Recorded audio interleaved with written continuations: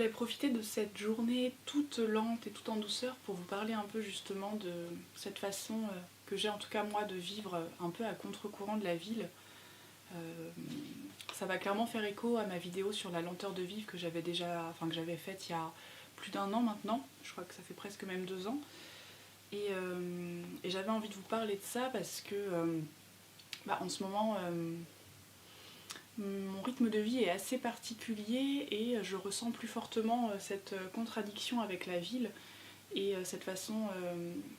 que j'ai de vivre à contre-courant. Puis j'avais surtout aussi envie de vous montrer qu'il y a vraiment d'autres manières de vivre, d'autres manières beaucoup plus lentes et beaucoup plus agréables, qui sont plus à l'écoute,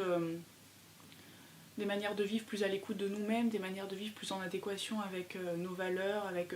ce qu'on a envie de faire. Je dis nous parce que c'est moi ce que je fais, mais ça peut l'être aussi pour vous et c'est pas si compliqué que ça à mettre en place.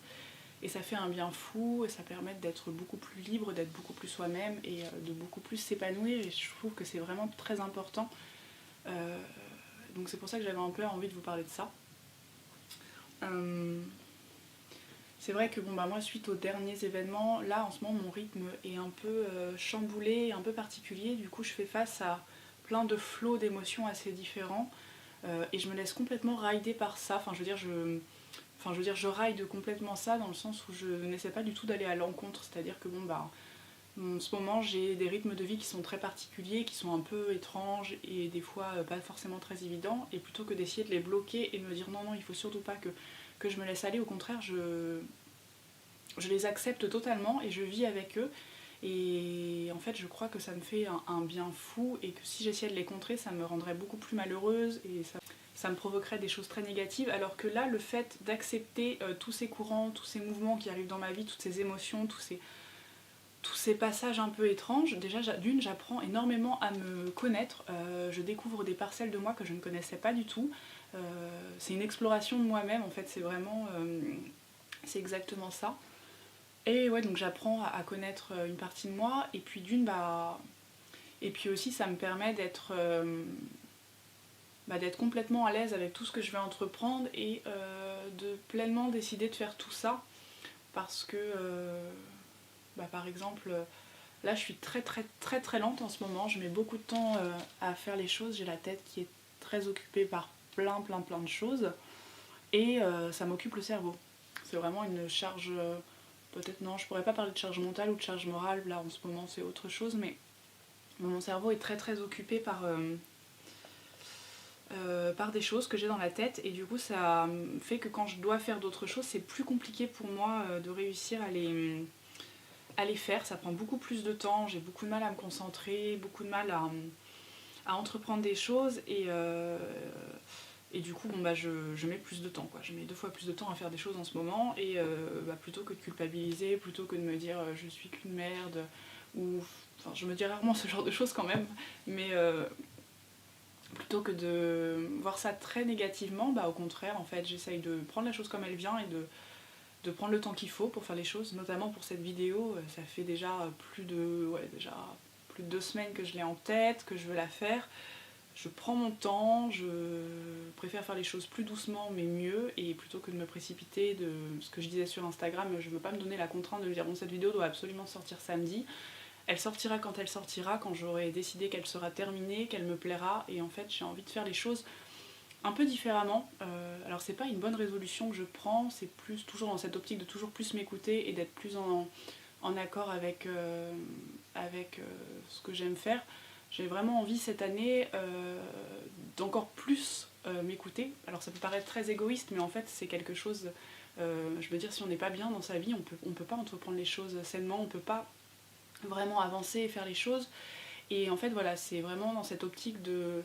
vraiment faire les choses à mon rythme cette année, de ne pas du tout me mettre la pression vis-à-vis des deadlines toutes bêtes, ou vis-à-vis même du rythme de la ville ou de la société, ou des choses qui peuvent m'être obligatoires. Je vais toujours essayer de réussir à les faire à mon rythme et de ne pas me forcer à... Bon après il y a des fois des contraintes, on peut pas toujours faire comme on veut,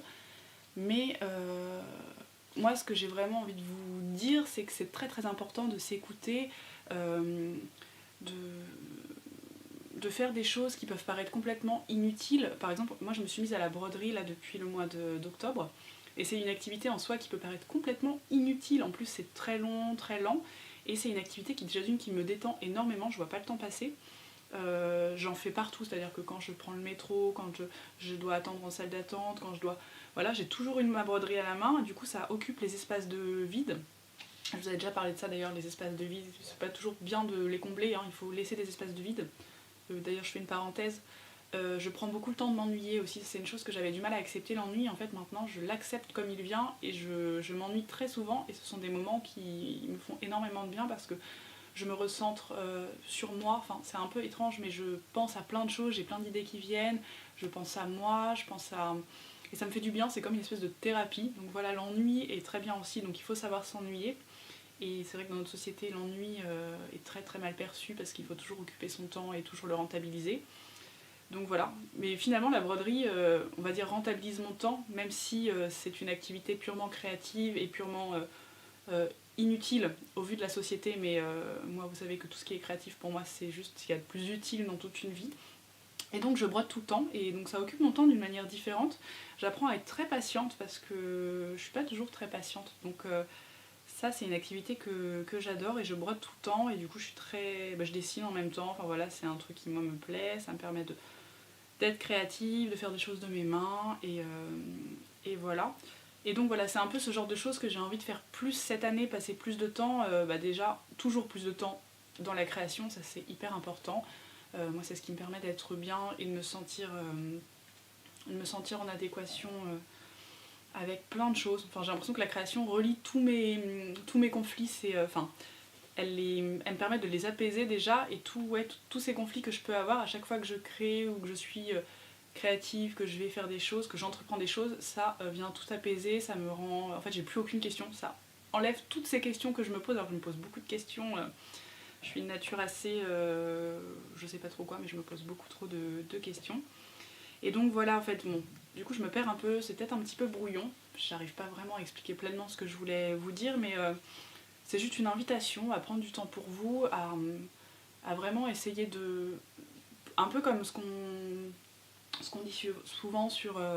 quand on parle de minimalisme, si les choses nous sont vraiment utiles, ce genre de choses,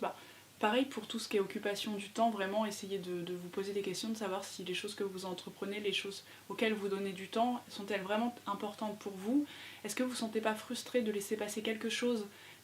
Vous avez peut-être un petit signe, un petit truc qui vous appelle depuis longtemps et que vous n'écoutez pas parce que vous n'avez pas le temps, vous n'avez pas l'argent, il peut y avoir plein de motifs. Essayez de savoir si ces motifs sont futiles ou vraiment réels. Et peut-être essayer d'écouter toutes ces petites voix qu'on a, toutes ces petites... choses qu'on a envie d'essayer, qu'on n'ose pas trop, en fait moi je pense qu'elles sont primordiales et essentielles à notre équilibre, et c'est en s'écoutant, en faisant toutes ces petites choses absurdes, tous ces petits trucs qu'on n'ose pas toujours faire, qu'on va trouver un équilibre bien plus important et bien plus stable que tout ce qu'on peut avoir, et qui nous permet énormément d'avancer, qui permet énormément de nous connaître. Enfin vraiment, moi là en ce moment je suis dans une phase où je passe par plein de phases différentes en ce moment. Je me pose encore beaucoup de questions aussi sur mon avenir, sur ma vie en ce moment, sur plein de choses. Et toutes ces phases, je les accepte pleinement, je les vis pleinement, je m'autorise à être en colère, à être triste, à être heureuse, euphorique, je m'autorise tout ça parce que ça fait partie de moi, j'ai besoin de l'exprimer, et en fait ces choses-là j'essayais de les taire généralement, et en fait je taisais une partie de moi, et ce qui fait que je pouvais pas être pleinement moi-même, et même si j'essayais de l'être beaucoup, je me rends compte qu'il y avait quand même une petite parcelle de moi que je taisais depuis longtemps. Et ça a été très très libérateur d'accepter tout ça en fait, d'accepter toutes ces émotions que je vis en ce moment, toutes ces choses qui me traversent dans ma vie, et c'est primordial en fait. Enfin, ça m'a tellement apporté en si peu de temps, en plus ça a été vraiment je me suis dit bon ok là je vis ça, et je n'essaye de pas te contrer, j'essaye vraiment de le vivre pleinement. Et très rapidement, ça a été vraiment incroyable les effets que ça a eu. Et j'ai l'impression de n'avoir plus peur de rien, alors que je suis quelqu'un qui qui a quand même assez souvent peur de faire des choses, d'oser faire des choses. Et là, j'ai l'impression que tout est possible, qu'il n'y a plus de limite à tout ce que je peux faire et c'est extrêmement libérateur. Et bah, ça me donne encore plus envie de vivre à mon rythme, que ce soit chez moi, dans la ville, dehors, avec les gens, de plus oser dire encore les choses, bien que j'étais déjà dans une démarche de franchise et que j'essayais d'exprimer beaucoup les choses aux gens, essayer d'être toujours franche, de ne jamais porter de masque. Et voilà, donc j'ai encore plus envie d'expérimenter tout ça cette année. Plus cette année, il va y avoir pas mal de choses. Je vais tenter pas mal de choses. Et du coup ma vie va être il va se passer plein de trucs, donc je suis super contente, j'ai hâte et voilà. Bon, finalement mon message n'était pas si clair que ça, je pensais être peut-être un peu plus clair, essayer de vous dire plus clairement